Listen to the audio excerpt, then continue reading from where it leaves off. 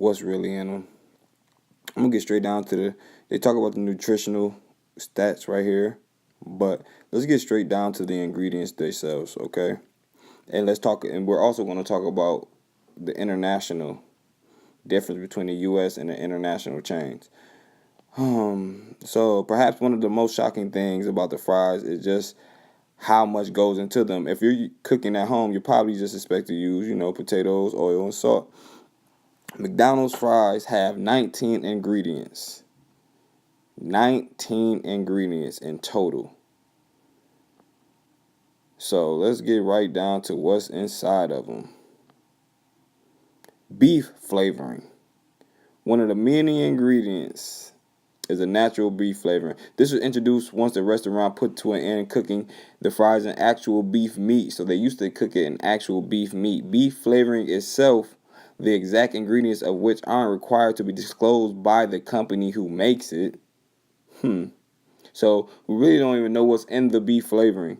Doesn't technically qualify as an ingredient according to the FDA. So you're telling me the FDA doesn't count it as an ingredient, so we don't know what's in it. You can be sure, however, that they contain a whole host of things, none of which are guaranteed to be from beef at all. Expect yeast, protein, and beef stock, but don't expect any actual beef. And no, even though no beef, in case you are wondering, the of McDonald's beef flavoring doesn't make it suitable for vegetarians. In 2001, the company was sued for trying to insinuate that was the case. So it's not good for you vegetarians. Dextrose glucose. According to McDonald's itself, dextrose glucose, a form of sugar, is added to their fries because the way the potatoes are par cooked removes any natural sugars, necessitating the inclusion of dextrose solution to help our fries achieve the uniform golden appearance they are known for after cooking. So yes, it pretty much colors the fries. Dextrose is a spray onto the fries before cooking to keep them looking golden.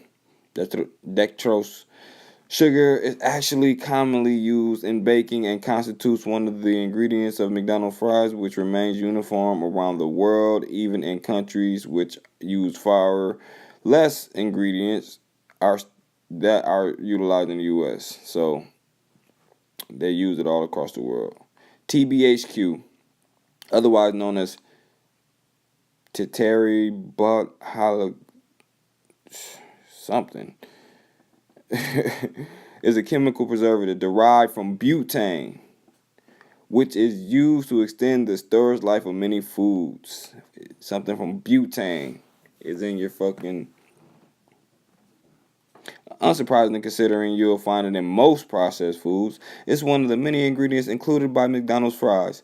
While it may not be outwardly toxic for humans to consume, the health effects of TBHQ are significant. It could lead to vision disturbance, contributes to ADHD, and causes nausea, delirium, tinnitus, and vomiting in high doses. It's not inherently dangerous and is actually helpful in its capacities in preserving food, but that certainly doesn't mean it's healthy. Not only that, the TBHQ is currently being scrutinized for its links to food allergies. Wow. Polydimethylsilicone, right? Another one you can't pronounce, right? Is a form of silicone, which is used across a wide range of industries, including skincare products and silly putty. Yeah, they put that in your fries. Shit for skincare and silly putty. McDonald's uses anti-foaming agent. The idea added from stopping spitting and bubbling from the oil. Legally, there's nothing untoward anything about that word to food, about adding that to food, with the FDA approving it as an acceptable additive. The FDA accepted as an acceptable additive, and you'd be hard pressed to find a major food chain in the U.S. that doesn't use it. It's even relatively environmentally friendly despite being non-biodegradable and can be degraded using various clays or in water treatment. We'd probably stop short of calling it a necessary evil. However, it's certainly curious that international branches of McDonald's don't actually use this themselves. Wow. Everything else, citric acid, well, you find that in much fruit, and they just use the antioxidant itself, the citric based antioxidant itself, to help shelf life for various fried foods.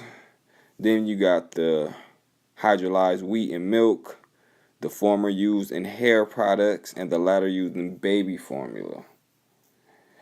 These are used in tandem with the beef flavoring to give the fries their taste and unsurprisingly make McDonald's fries unsuitable for anyone intolerant to wheat and dairy.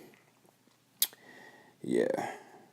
Perhaps most worryingly, or as if it ain't bad enough, however, is the inclusion of a preservative called sodium acid pyrophosphate. Sodium acid pyrophosphate. Phosphate, something like that.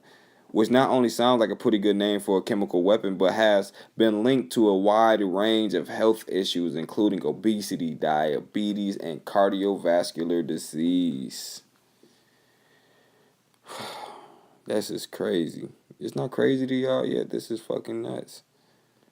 The cooking process of the McDonald's fries goes something like this. First, potatoes, which are non-GMO, thank God, hopefully they're telling the truth, are peeled and cut into their distinctive stick-like shape. The natural sugars are removed in the process known as blanching before being doused in some of those chemicals we mentioned, including dextrose and sodium acid pyrophosphate.